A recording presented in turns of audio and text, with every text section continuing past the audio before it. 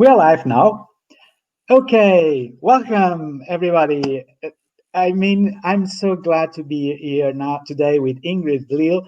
It is the very first time I'm using live stream on LinkedIn, and I'm so pleased to have the chance to do this experience with all you guys watching this now with Ingrid Lil, because Ingrid invited me for this session where she's going to do something to me, but rather to have Ingrid to explain what she's going to do right now for all of us, for my benefit and also for your entertainment. Ingrid. Yeah, I don't know if anybody can see me because I'm sharing my screen here. No, for the moment, everybody can see you, right? Your lovely face here on screen, and I'm going to put the banner of your profile right now. Go ahead, introduce yourself a little bit and explain what it is that you're going to do here. Yeah, my name is Ingrid Little. I'm a brand strategist with a pencil. That means I draw out the mechanics of what is happening in order to clarify your message. That is the foundation for a brand. And Paul asked me he would like to find out how to communicate his newest book that's called Beyond Virtual Meetings. I haven't read the book. I don't know anything about it. And I'm just going to try to find out who the book is for and how to communicate it. And we'll see what happens. Are you ready, Paul? Fantastic. I'm more than ready. And it's really interesting that we are now both live on Facebook, on LinkedIn, and we have actually one person watching us. So I'm excited about that. Hope that you can stay with us for the moment. Okay, Ingrid, so over to you. Let me do a screen share. Okay, now participants are able to see us in small and a large screen of your drawings. So you see what I'm drawing here? I see what you're drawing. And okay, then let's start. Okay. This is what our theme is, Beyond Virtual Meetings, which is a book that you have written. And your challenge is you want to communicate it and sell it, isn't it? Absolutely. I would love to have more people buying my books, definitely. Okay, great. So what I need to find out first is who is the client for this book? Well, the client, I have more or less three types of clients in my mind. You know, I have the meeting professional, just the professional that offers services connected to meetings. It could be as a group facilitator. It could be as a consultant that has to organize project teams for their own delivery of their services or workshops. It could be an agile coach that has to professionally host these specific agile specific rituals. So that will be one segment of my audience, right? Yeah.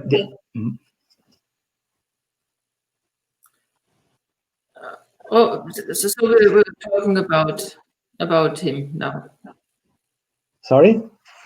Okay, that's yeah. And why should this meeting? Did you say specialist or what was the meeting professional? A meeting professional. Yeah, someone that actually makes a living with hosting, organizing, delivering meetings. Okay, and what is his problem? Right now, he needs to be more effective. He needs to deliver more value to their customers. They need to also be able to work virtually as well as face to face. So physical distance should not be a barrier for any kinds of meetings. So that's one of the key principles that.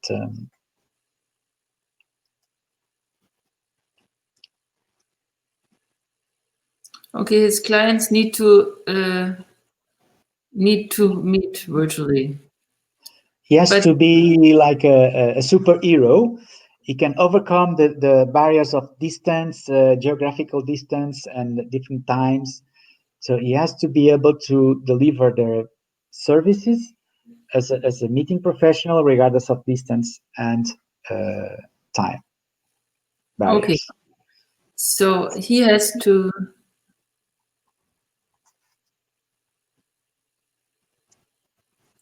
no matter what time or what Or, distance, or distance, yeah, geographical all distance, over the world. all over the world,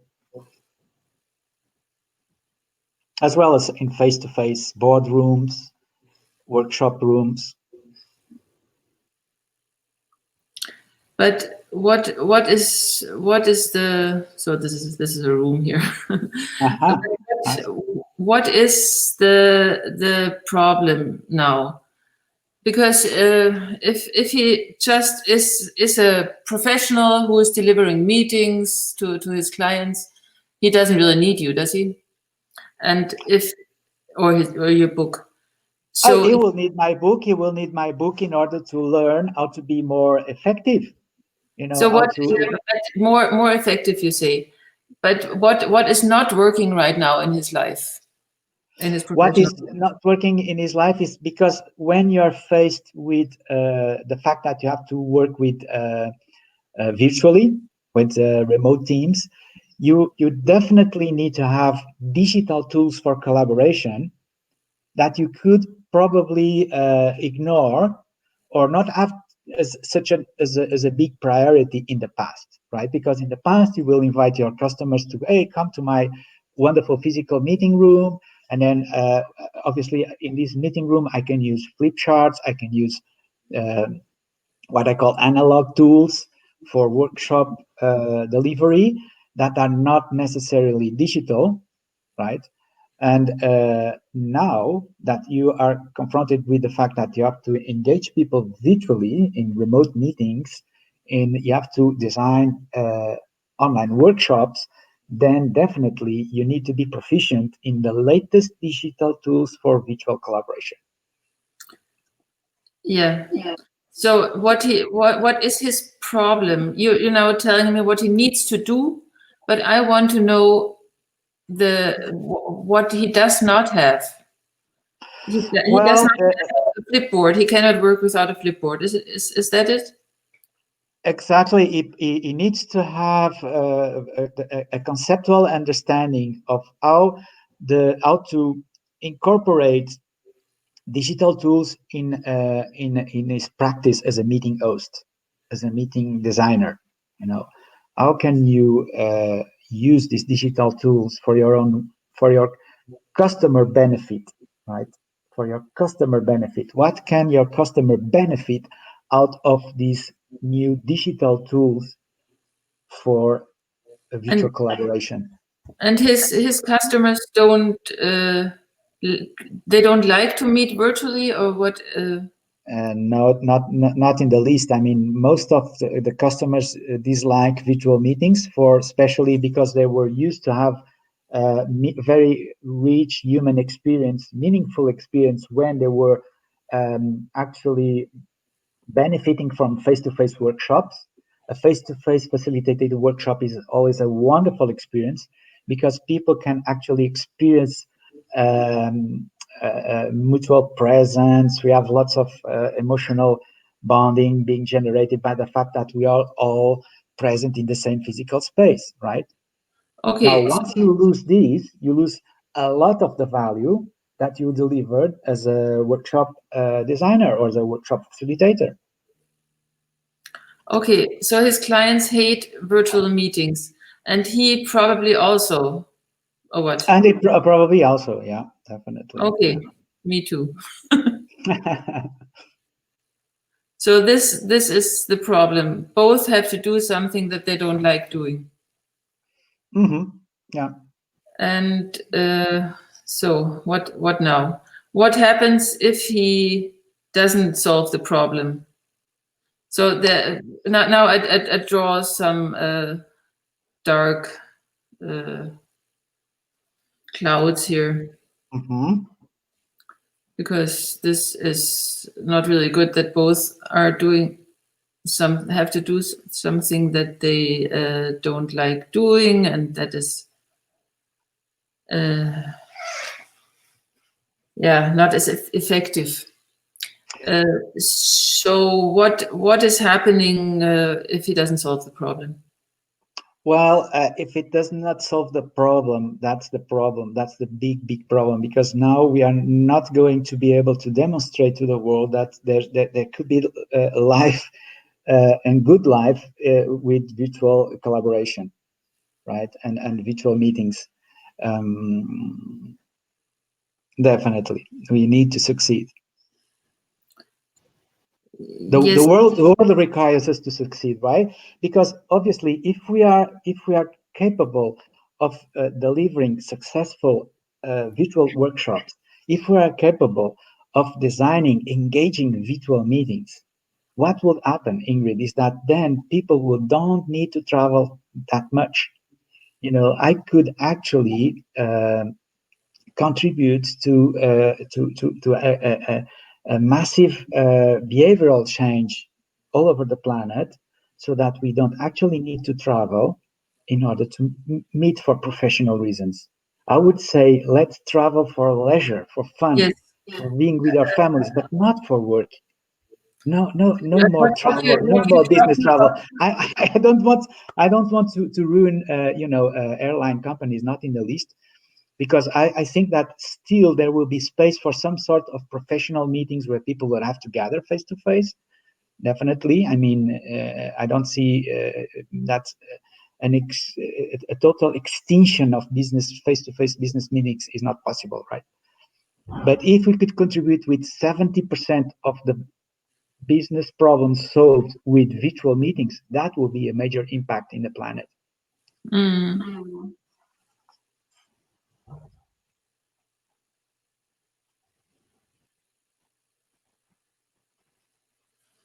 Okay, but this is the outcome that is on the what I'm doing here. I'm trying to gather the stuff.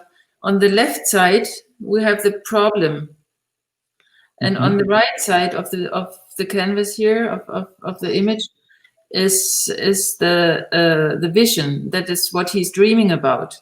Because you want him to sell to buy your book. So you don't have to advertise the advantages of virtual meetings to him. I don't know if you have to. You have to find out his personal the point where he has some advantage by why he needs your book. And because the virtual meetings are here to stay. So let's not confuse the two the two parts here. We're still on the problem part of the of the panel, and how you are going to send him over here to this vision. Is he dreaming of successful virtual meetings, or what is he dreaming about? Is he dreaming about just getting more clients, maybe? Well, I think he's dreaming about having a more satisfying relationships with their clients. I think he's dreaming about having an increased stream of revenue with not just the current clients, but also with new clients. Right. And also he would be very, very happy to know that he could do that with less effort, without traveling, without spending time with luggage and carrying all these materials to the workshop room, setting up. Okay, so while it's really good for environment, we're all clear about that. This is maybe not the point that you should use to sell your book to him. Not the main point. I think the main points could be that he needs more clients. Oh, cool. Good insight. More streams of revenue and less effort, which is less traveling, buy less, traveling less.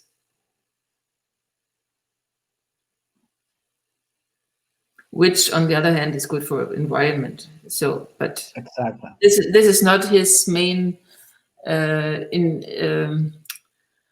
the main drive. It's just a byproduct. The not fact the that main we help the planet is a driver. byproduct. Yeah. Okay, let's find out a few more points that he is standing with. He hates, no, his clients hate virtual meetings. He hates virtual meetings. What now? And he needs to work with physical tools and face-to-face. Yeah, he needs to work with physical tools and face-to-face. Yeah, that's what he needs to do.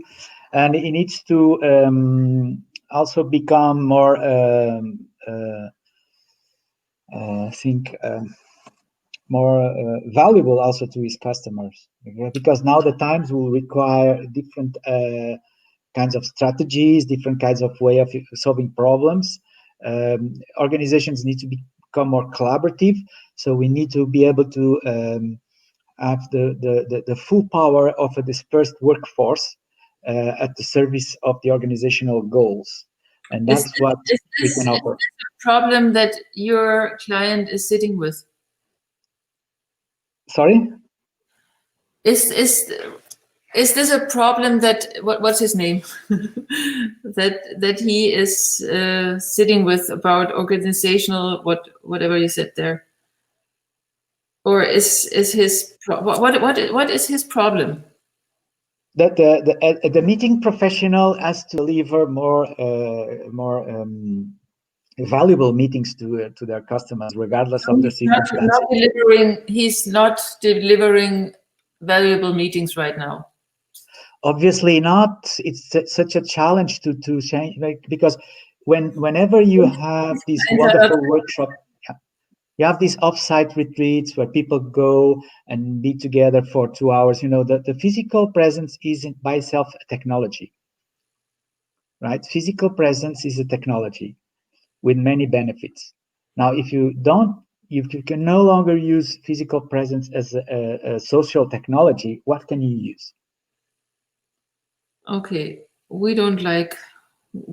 so they don't want to hire him because they're not happy with the meetings. Exactly. And we have here Ronald Grave, which is saying, excellent visual way to brainstorm. It is indeed, Ronald. I like it a lot. I'm enjoying this experience.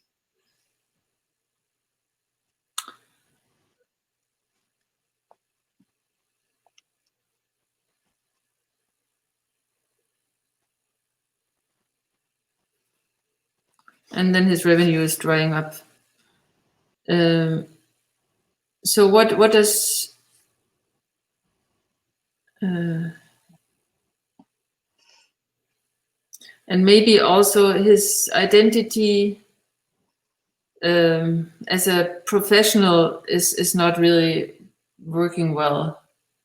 Absolutely, absolutely, Ingrid. I'm so glad that you're touching an important point, because that's probably one key finding from a book that I was exposed to last week in the Digital Collaboration Academy. We ran the first series of digital facilitator certified assessments, and one of our learners proposed one exercise with atomic habits.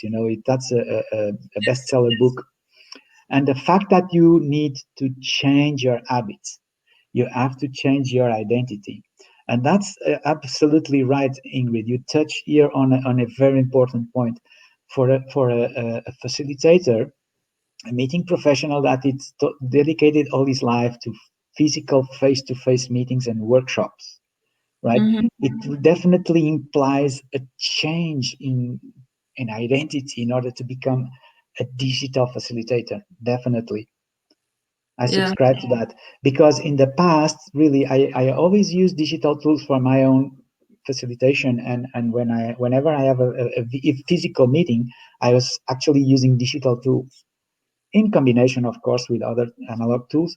But I always favor the use of digital tools, regardless of the type of meeting you are, right? And I consider that most of my colleagues look at digital tools as something, oh, that's not good, that does not, it's not human. So he feels like he doesn't have the right tools anymore, kind of naked. Is that the right word? It could feel naked, hopeless, That's maybe despaired a little bit, sad, because of in grief, Okay, we make him a little sadder. And maybe he doesn't have the right tools. So I draw an empty space here. Exactly. What will be my tools? What will be my tools? Yeah. No. Oops. No tools, or maybe not no tools, but not tools he's really familiar with using, or what? Not the right tools, or unfamiliar tools. Unfamiliar tools, not knowing the tricks, because you become so familiar with your own processes and your own artifacts, should we call it meeting artifacts? You become so confident with using them. It's like drawing, Yeah. Lots of facilitators use the markers to highlight ideas and color the relations between the ideas.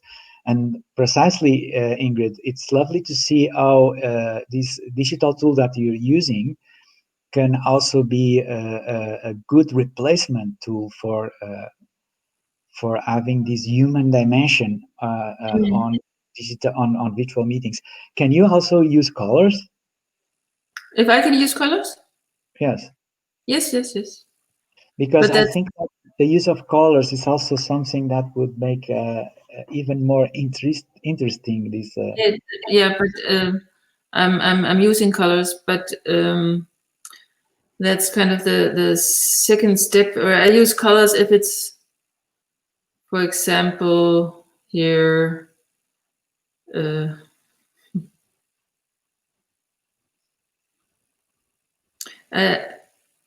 Let me use here. Unfamiliar. No.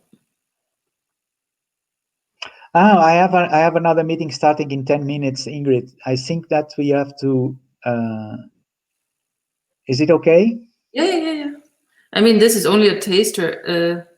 Exactly. So what I'm usually doing is we draw the before state,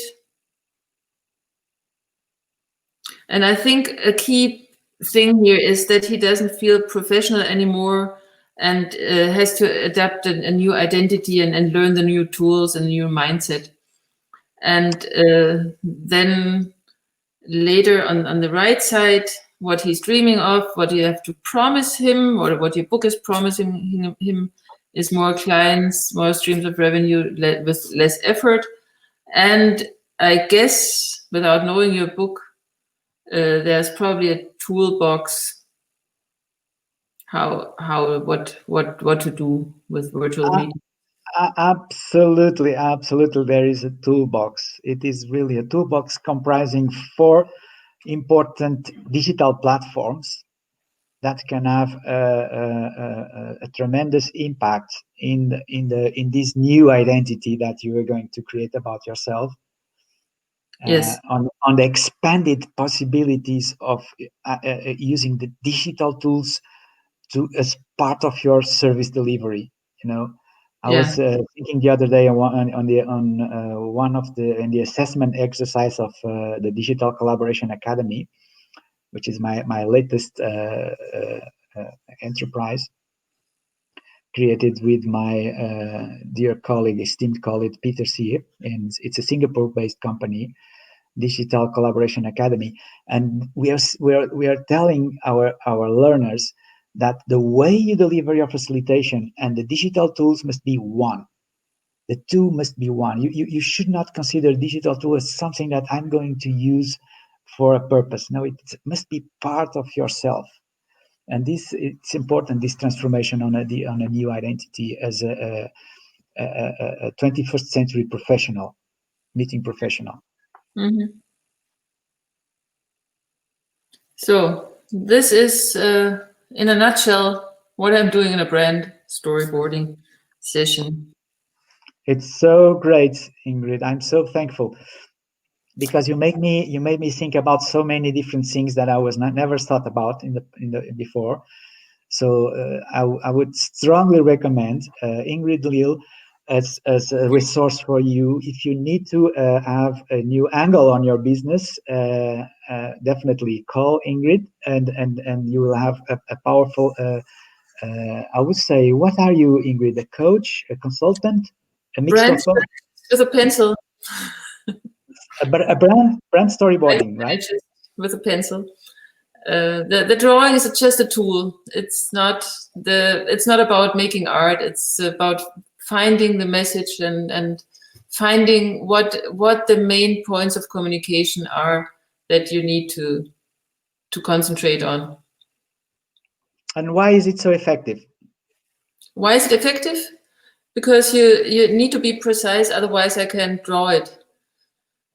So you need to talk to this one person that I'm drawing here, and you have to talk to him in a way that he can hear. Because if you like you said, it's better for the environment. This is not something that this guy here who's standing here and feeling like naked without his familiar tools. He's not thinking so much about the environment. He's thinking about his getting more clients and stuff. Probably. We would explore that more in depth in a real session.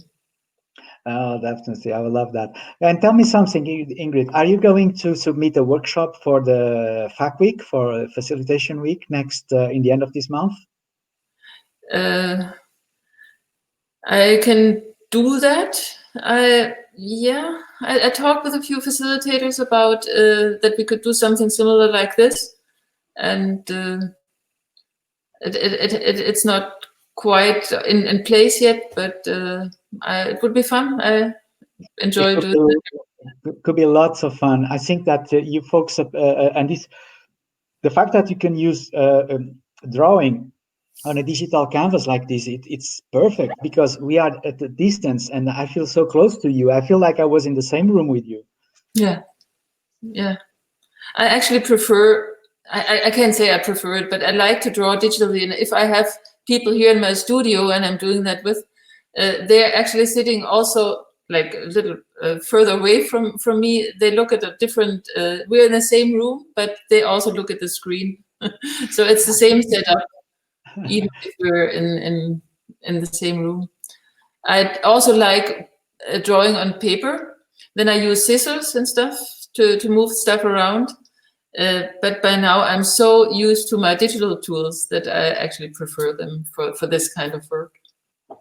You see, you are a living proof and a living example of digital tools can be really transformative if you learn how to use them well. And that's also something that, Ingrid, you are giving me an idea. Maybe I will challenge you to be a chapter contributor to my next book, because I think that visual tools, digital visual tools, are also an important example of how you can transform your practice into the digital facilitation world. I think so. I'm also giving drawing classes online, and I have a document camera here, looks like this.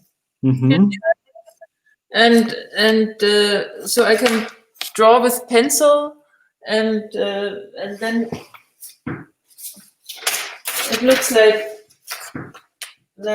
this. So I draw analog. I draw with markers and with watercolors and like normal drawings, but you can see it through this document camera. So Fantastic. This is also something I like. Or I draw at the blackboard behind me. Fantastic, fantastic. So we have a few minutes to go. I'd like to say goodbye to all our viewers that were sticking with us. We have 5 live viewers right now, and also commenting. Ronald Grave, yes, thank you so much for your comments. And Ingrid, it was lovely to have you here. Thank you so much for challenging. I will definitely encourage you to do something for the FAC Week. Please contribute a session. I'm sure lots of people will be interested to know more about how you do it. Yeah. Reach out to me and we'll find something. Yes, and don't forget about Beyond Virtual Meetings, digital tools for higher performing teams and organizations. It's available in the Amazon. If you put Beyond Virtual Meetings, it's one of the very few, if not the only book that is currently addressing the challenge of virtual meetings. So thank you so much, dear viewers. Thank you so much, Ingrid, for this conversation. And let's see each other sometime soon, if not in FAC Week, maybe physically sometime soon. Okay, that was fun. Bye. Bye. Bye-bye.